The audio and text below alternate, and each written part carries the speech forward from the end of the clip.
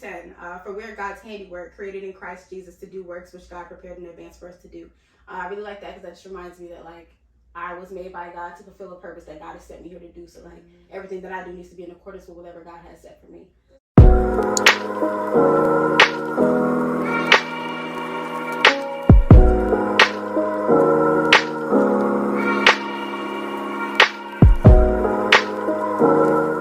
Hey guys, welcome back to my channel. My name is Ryan King.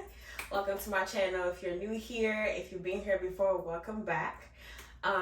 Today I have a special guest. As you guys may know her, if you don't know her, she's gonna introduce herself right now. And thank you. What's up, you guys? My name is Constance. I'm the host of Constance the Pod. Follow me. But today we are here to discuss things with Ryan King. Okay.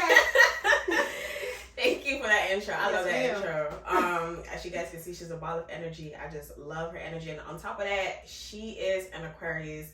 Just like me. She's not into zodiac signs, but I am. And I can tell, like, you know, I'm gonna get her. I get her already, but I just feel like this is gonna be like we're gonna be in synchronization. So I'm excited. I love meeting other Aquariuses. How do you feel about zodiac signs? I'm not into them. I mean, I don't know. I don't judge people based off of them. So like people introduce themselves, say that they are whatever zodiac sign, but it means nothing to me. Like yeah, it's just fun. It's just like a cute little thing. It's like a conversation starter for me at least. But what I was gonna tell you earlier was usually Constance has a podcast. Well, first of all, before we even get started, let's take a second for her outfit. And thank you. Can we just take a second and admire this art? And thank you. I love how she dresses. She does fashion content as well on her Instagram page and TikTok. So if you guys want like fashion ideas, fashion tips, head on to Constance the Pod or Black Mocha. Black Mocha, thank you, Yes. thank you. So Constance is, I'm really inspired by her because her work ethic is phenomenal. So she constantly puts out content. She's always on top of it. She's consistent, right? And she's always been consistent for like the whole summer. And I don't know, I was literally on my bed watching another podcast, and like I just remember thinking like something is missing on Instagram. And I'm like, it's constant. I ain't seen no constant content in a minute. I literally texted her in the middle of the night. Yes. I texted her, I'm like, hey Constance, like, what's up? Just checking in and stuff like that.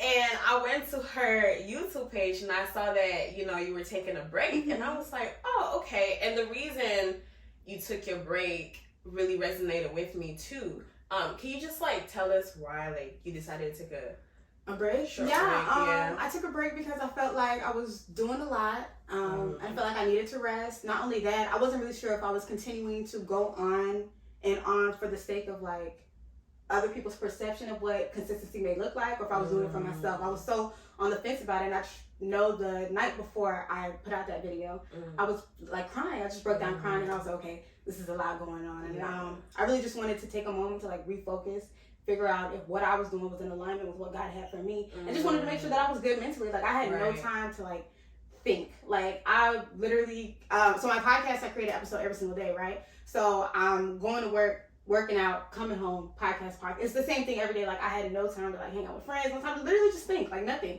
So I was like, okay, I need a second to think. And after crying, I was like, yeah, it's time to take that break and figure out what's going on within me and just get everything situated for the show, for myself, just work on myself. Yeah. And I love that. I love that because content creators or creatives in general, they put so much out there of themselves. And being creative is not just sitting down, like that's a lot of energy. It takes a lot of energy to even think creatively. So the fact that like you decided to take that break, I think is very, very essential, especially when you're doing too much, because sometimes we need to stay with ourselves, and I'm talking about just being quiet, sit with ourselves to get more ideas. Right. But if you're constantly on the go, you're not gonna give yourself that chance to recharge and come back with better, brighter ideas, and just you get a clearer vision on how to move on. And I feel like with me, I'm not really consistent.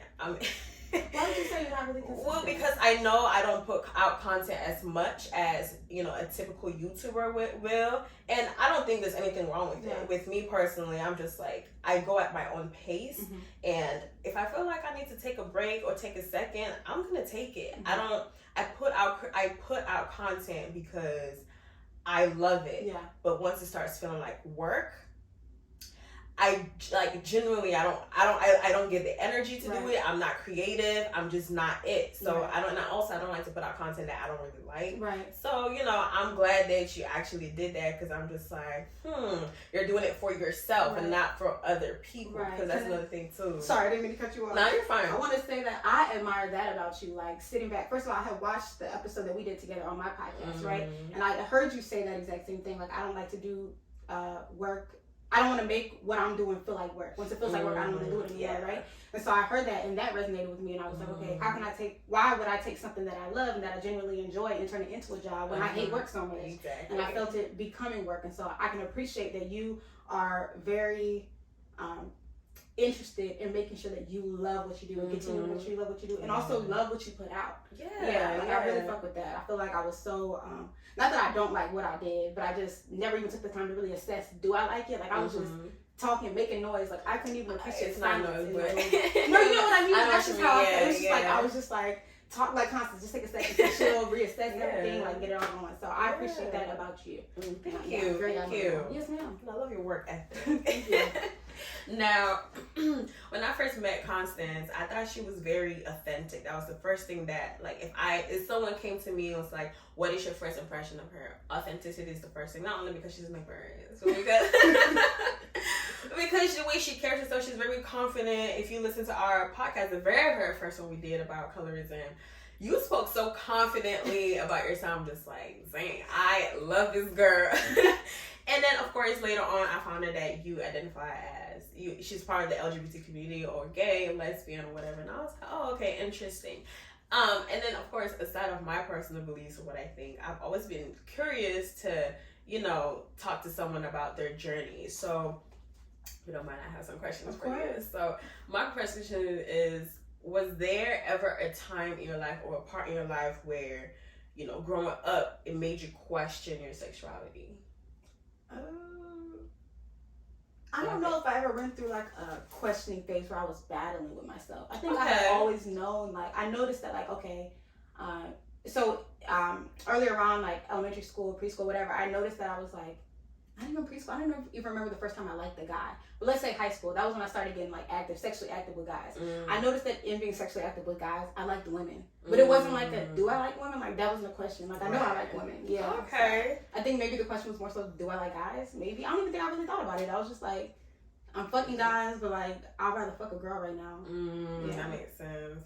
So during that time, who was, I mean, obviously you didn't question yourself, but I guess was there anyone that you like went to, like a confidant, somebody that you could talk to, some supportive person about my sexuality? Your sex, yeah. No, I did not have anybody. The first time I like really spoke about it with anybody, I was freshman year in college. I came home from college. I had gone through, like, it wasn't even a relationship, just like somebody I was fucking with, not even a situationship. You know, you be fucking with somebody, but they don't really be fucking with you, but you don't get the hint because they do fuck you. You know, that type of situation. So, excuse me for all my cussing, by the way, y'all. They be flying in my mouth. But, so that was like a situationship, whatever. And I got home and I had a question, and I don't have any sisters. I only have brothers, so I had to go to my brother that just asked. Okay. I guess I wanted relationship advice, but it was in that moment that I had to say, like, it's a woman, by the way. Yeah, and so when I had let him know that, I mean, he was like, all right, whatever. And so the conversation continued, and I realized, okay, I have a safe space to talk about anything with somebody. And before then, I guess my family, we never really talked about relationships, emotions. That's not the relationship that we had. I guess I could have always done it, but I never felt comfortable doing it. Again, more so because I'm a girl and I grew up around guys, and I just feel like we didn't see eye to eye. I don't know, I didn't feel that connection. So I didn't feel safe enough. So yeah, I never really spoke with anybody about anything until that moment. And then after that, I mean, I guess if I had, it wasn't even questions about sexuality, just like relationship advice. Okay. So speaking of family, that's my next question. Did your family ever feel some type of way about being like the LGBTQ community before you even came out? Wasn't something that we really talked Talk about. about. Yeah, Oh, okay. like it wasn't. I don't know. Just like I said, so we don't talk about relationships. Like I don't talk to my brothers about the girls that they're interested in, and so to have a conversation about me liking women or LGBTQ community, period, it just didn't make sense because that wasn't the nature of our discussion naturally. Like we're not sitting around talking about who likes who and what likes who, and we grew up for the longest time without like TV. Barely even had internet, so it's not like we were watching the news and consuming things, you know? Like, it wasn't that just wasn't a discussion point for us, yeah. Okay, so how did your parents, like, what did you think your parents would do if they found out that, or what did you think your family would do if they found out that you were gay? Okay. So let me say this, I said we never talked about, I knew my dad didn't like homosexuals, like, that was what he said, homosexuals, yeah. But that was off the strength of being, like, a Christian, like, that along with other sins he was like, you know, he had a disdain for. So as far as how I felt my family would feel about it, I guess I felt like, I don't know what my feelings were. It wasn't like I'm afraid. I didn't think I'd get kicked out. Maybe with my dad, I felt like that would have been tension. Like I didn't want to have that conversation based off of his energy towards them. But for everybody else, I didn't know. I don't think I had much thoughts about it. I don't think I really thought about them in my like sexuality journey because I don't talk to my family about sex. Period. Like even if it was with guys, I wouldn't be talking to them. Like I just don't talk to them about that shit. Right.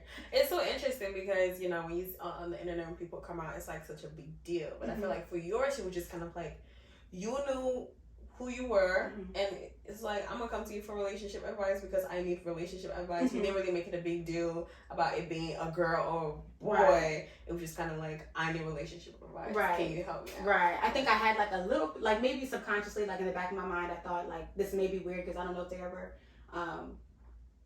thought that I would be gay. But when I told my older brother, he was like, I guess I get it. Like you have like masculine energy, which I don't even know what that meant. Yeah, but he wasn't turned off by it at all, you know.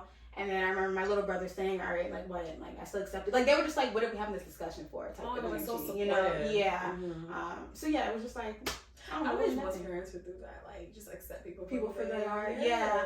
I mean, I think people blow it way out of proportion. It's nothing to really discuss. Like the same way you don't have to say like I like men to your family. Why should I have to say I like girls? Like what exactly does it matter if I'm having sex with girls? Like what does it matter? It just don't matter. You know? Yeah. So. You already answered my next question. Sorry. It's like your family. No, it's fine. Like I like the flow of it. Like your family was so supportive. They were just kind of like, I'm gonna accept you for who you are. Yeah. Now, being a Christian, like, how was that for you? Like, did you feel some kind of disconnect? Did you feel like you were like the odd one out? You know, being a Christian and also identifying as gay. Yeah. So even though I had like my family's approval, I still battled with the whole like spirituality inside. Like I felt like maybe God didn't extend me. More so because of what I saw like on YouTube. Like I would literally Google I'm Christian but I'm gay. Or like, can I pray the gay away? Yeah, I used to like Google it because I just didn't know. I'm gonna start crying. I'm really emotional. Okay, like really sensitive. I cry a lot. But I like to hold it in. I mean, if they come out, they come out, child. But yeah, I don't know. I just remember I used to Google that all the time because I didn't know. And like I said, I didn't have anybody to talk to. I don't have gay friends. I don't have anybody that's a part of the community to talk to, so I felt really alone. And my relationship with God is a big part of me, who I am, and so I did struggle with that. For the longest I was like, maybe God hates me, you know? So I would just pray, like, take it away if it's supposed to be taken away. Like, that would be the prayer. Okay. Yeah. And here I am today and it hasn't been gone. So. Like, you know, I mean, I'm very open to God changing me if he wants me to change, but I just don't think that that's... I was gonna say you do Bible studies on your podcast, so I know you're very you really own your Christianity. You have a good relationship with God, but you know here you are, like he hasn't taken that away from you. I mean, if he wants to, by all means, you know. And I like I said, that was my prayer. Like if I'm not supposed to be gay, like remove it from my life, right? I don't want to go to hell. Like that was my biggest thing. Like I don't want to go to hell. And I remember I like fasted and I prayed, and I felt like that was really affecting my like confidence in myself, like my sexuality, that disconnect. And I just remember God saying like, I love you for who you are. You know, I made you. It's okay. Like, and so in hearing that, I was more serene about the whole thing. Like I felt complete with it. I'm so glad that you went to God. I'm so glad that you actually prayed to Him and asked for His approval because you know. the idea when it comes to Christianity is if you're gay, you know, you're going to hell kind of thing. But I'm glad that you went directly to the source, prayed to him, listened to him. You even fasting, girl. You are strong. I mean, I wasn't playing. I'm like, look, I don't be playing. Like, I grew up in a very Christian household. Like, maybe it was more so like, I feel like a lot of it might have been like fear based, like me not wanting to go to hell, right? So that was like the root of everything. Like, I don't want to go to hell. If this is the thing that's gonna take me to hell, then like take it away from me. Yeah, I don't want to feel this way. And so that started the fast, the prayer, the question from God, like what's going on. That makes me question Christians. Like, no, I'm a Christian, so I don't want to not to separate myself from Christians, but the question I like to ask Christians is, if God says love one another as you love yourself, and God says he loves everyone, why are you pushing away God's children because they want to love who they want to love? Like, I'm always questioning them. Like, it's so strange to me that you guys would react this way. Whatever, it doesn't matter what whoever does behind closed doors. You're just as Christians, we were taught to just love people. Did you ever suffer mentally during that period when you were trying to mentally in the sense of what, like, would I say I was depressed or something? Yeah. No, okay. No, I mean, I definitely cried during prayer, but it was just like a regular just regular conversation with God. Like, I don't even want it to feel like it was something that was so sad. Like, I feel like with anything in my life, the first thing I think is like, okay, let me fast, let me pray if I have to talk to God. Like, that's my ritual for any question that I have with God, you know? So it wasn't like a depressing time for me. It was just a God help me, I need answers type of thing. Yeah, I didn't feel like I didn't really feel down about it. I think I was more so just down about the fact that I realized it was affecting my confidence. I'll say that. And you're a very confident person. Yeah. But I like to say, like, confidence is one of those things. Like, there's different levels to it. So you can be confident in several different aspects of your life, but maybe not confident in another, right? And so I knew that I just wasn't confident in my sexuality. You asked if I was ashamed of, like, my family finding out. I think I was more ashamed of people from, like, high school finding out. Interesting. Because, like I said, I was sexually active with guys. And to this day, I run into people and they're like, so you're gay now? And to me, it's just like, I mean, I guess I answered that question. But to me, it's just like, I was more so, weary of like what other people would say, not so much my family. Yeah. Okay, that's interesting because I would think, you being African, I know the stigma Africans have against gay people and stuff like that. I would think that you would be more like, I don't want to tell my family, I want to hide it. And then your friends were more receptive. People in high school were more receptive of it because, they're more, I guess, I wouldn't say worldly. But since we're in the subject of Bible studies, what is your favorite Bible verse? Girl, I wish I could quote the Bible everybody can. I really can't quote Me the Bible. too. But I go for the basics. Let me just say, I got one in my notes that I recently saved. Oh, okay. While you're looking for yours, mine is John 3:16. I knew. See, that was on top of my head. I'm like, let me not say that because I don't know if that's actually my favorite. It's my favorite because that's the only one I know. And Jesus wept. And Jesus. For sure. No, this is Ephesians 2:10. For we are God's handiwork, created in Christ Jesus to do works which God prepared in advance for us to do. I really like that because that just reminds me that I was made by God to fulfill a purpose that God has sent me here to do. So everything that I do needs to be in accordance with whatever God has set for me. So yeah, that's one that I like that. Yeah. So has your mom or brothers or your family, have they met your girlfriend? They have met her. They have definitely met her, but my brother didn't know that she's my girlfriend. My mom, I just recently told my mom yesterday that she was my girlfriend. Yeah, I told my mom yesterday that she was my girlfriend. But my mom had met her before. She was just a friend.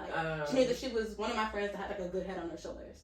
You told your mom about her, but she hasn't met her in person. No, she has met her in person. Ashley comes to my house. Yeah, so my girlfriend does come visit me. Actually your girlfriend. No, not as my. She has not met her as my girlfriend. She's met her as a friend. But yesterday we sat down and talked. I knew I was coming here, so I was like, look, I don't know if my mom gonna see this, but let me just go ahead, just so I could give you a realistic answer to what was going on in my family. I went to her and I told her, I was like, Ashley's my girlfriend, and she was like, all right, whatever, that's cool to have someone to always talk to. And so time passed, and I was like, wait, do you get what I meant? Just to clarify that she didn't think it was a girlfriend, a friend that was a girl. And she was like, Constance, I really don't care. Everybody life is different as long as you're happy. And as long as you're not like dependent on her for anything, then you know, do whatever you want to do. I like that answer, and I like that your mom is so open and receptive to that, and I like the fact that she loves you for who you are and accepts you for who you are, and I like that you're living your life authentically and you're living your truth. I think a lot of people in the gay community, like, they're still in the closet, and I can only imagine how hard that can be. It's like you're going through life and you're not really living your true self. It can be daunting, and I see why mental health is like a huge thing when it comes to the LGBT community. And I just, my prayer for them is just to be able to live their truth, judgment free, and this world should just have an open heart to just accept people for who they are. And it just, I was gonna say this, and I don't want, and I hope it's not offensive. One thing people like to, when it comes to the LGBT community, people automatically just relate it or equate it to sexuality, like on the sexual side of it, when as opposed to just, this is somebody I love. Like, why, I don't understand why people just automatically put their brain to the sex part of it. I want people to accept them as they just love the person that they love, as opposed to, oh, you're having sex with that person. You know what I mean? I mean, to me though, I feel like regardless of, even if you do want to focus on the sexual aspect, why does it matter like who I'm fucking? Well, true. It's like kind of off topic, but kind of on topic. Like, there are men that date women, they're heterosexual, very straight, but they allow their girlfriends to like peg them, like, you know, you put on a strap and like fuck. I mean, I'm just saying, like, but they're straight. Like, to me, and by all means, do whatever you want to do.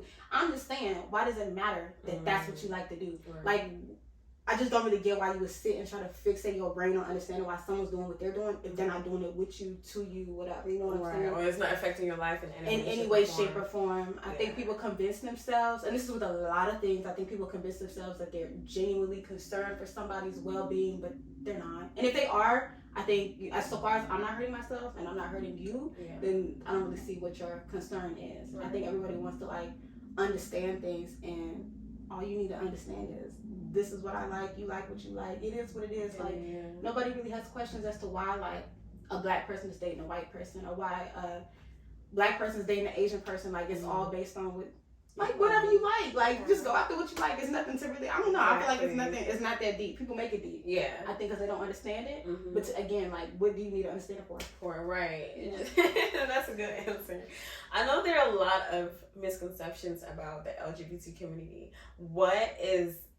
Are they any that you would like to debunk or clarify right now? I don't really have none on the top of my head. Like, I'm a part of the community, but like, I'm constant. You know, like, I don't sit and like think about myself. Once I felt like, okay, God accepts me, I stopped thinking about the sexuality. Like, just doing what, you know, I just live my life. I don't know, I don't spend my time thinking about it. But go ahead and ask if you had any questions, you guys. I really don't. I think I've watched enough YouTube videos. Not only that, I just, because I like to learn about other people's culture. Not only that, other kinds of people, so that, you know, when I do meet them, I'm not ignorant. I mean, like, we live in 2002. We have access to all kinds of information. Like, it's just a Google search away. So I like to like do my research and I'm like, oh, okay. So I know not to ask a stupid question, because there's no such thing as a stupid question, but there is. You know, it's like when people come and ask me, do I live with lions, when I told them I was from Africa. I don't really think there's such thing as stupid questions. Like, to me, I mean, you're ignorant until you know, and like, sometimes the only way you can know is to ask. I'm very comfortable with people asking any type of question, even if it does make me a little bit uncomfortable. I'll still answer, because like, you asking because you want to know, right? And if your whole end game is to ask me questions to throw me under the bus, by all means throw me under the bus, I guess. Like, I'm not, you're right, educate them. I mean, if you have a question, like, ask it. I don't know, I'm not like, I don't take offense to that. Okay. I should think more like you on that end, because sometimes I'm just like, are you kidding? But well, you learn something every day. That's something I guess I have to work on, just being receptive to people's questions. God help me. With that being said, you guys, that's all the questions I have for you today. If I think of any, I'll call you back. Okay. good. Thank you. Anyways, y'all, thank you for coming, and thank you guys so much for tuning in. If you have any questions or if you have any comments, concerns, leave in the comment section below. And don't forget to hit the subscribe button as well and follow Constance on her Instagram. I'm going to leave in the description box below and on the screen. And of course, follow me as well. Hit the subscribe button. It helps the channel a lot. And I appreciate everybody who subscribed already. You guys are part of the family, and I love you guys. And shop chocolate skin by Ryan. And shop. Okay. Yes, man. Since I love her. Thank you. Yes. Shop Chocolate Skin by Ryan. Follow Chocolate Skin by Ryan on Instagram. We're going to be relaunching soon with new products. I'm excited. All right, you guys. Bye. Bye.